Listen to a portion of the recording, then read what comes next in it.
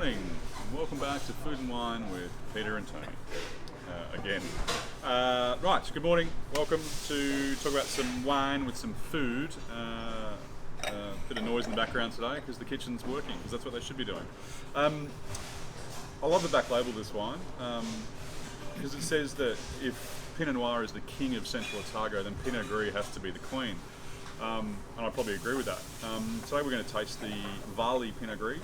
Love Grant Taylor and Jen Parr and what they're doing over in Central Otago. Love Pinot Gris. What do you think? It's good gear, isn't it?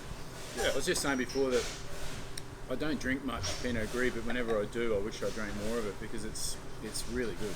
Yeah, I think the thing with Pinot Gris, and this sounds sort of stupid, but it's grapey.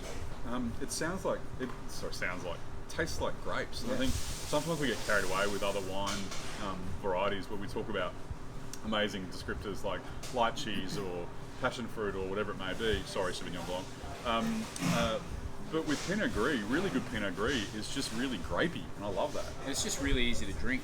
Like I was telling you about a Nebbiolo I was drinking this week, and it was really tannic, and it takes a lot to sit back and have a glass of it. But you could just smash a bottle and not even know you did it. Yeah, I think this would look like a half bottle really quickly, I reckon, in my place. So Pinot Gris wise, the great thing about Gris is that it has this 50 shades of Gris, so to speak, where it can be many different things. And what I love about Kiwi Gris in general, but particularly Otago Gris, is that it tastes like Gris. In Australia, we have Pinot Gris, Pinot Grigio, same grape variety, traditionally made in two different parts of the world, one in northern Italy, one in northern France, and they basically, one had lots of texture, one was a little bit leaner, a little bit drier.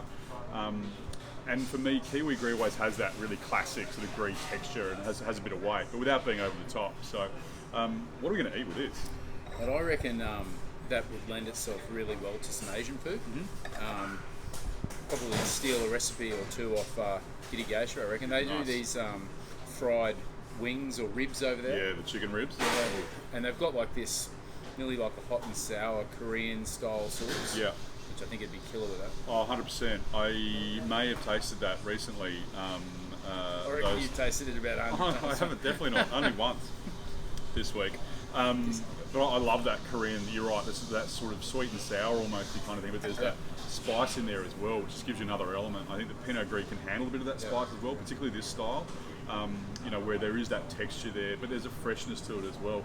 I think often, again, I think that Korean thing where you get that sort of the pickled veg sort of with it as well. Yep. This is kind of like the pickled veg, there's that crispness that sort of cuts through that sauce. So, a good squeeze of lime juice and some fresh pickles on there. Is real, heaps of sesame seeds. I'll see if I can wrangle a recipe off Mitch and without getting murdered along the way, and we'll stick it on our website and we'll have a crack at it. Perfect, that sounds good. We're going to do the same thing this week with the best recipe wins a bottle of wine. Yeah, I think so. Let's do that. So if you make these ribs or wings or whatever it is that you decide to do with them, tag us in it, tag the Market Wine Store in the post, and we'll go through and choose someone and we'll give them a bottle of Pinot Gris so you can taste it. Cheers.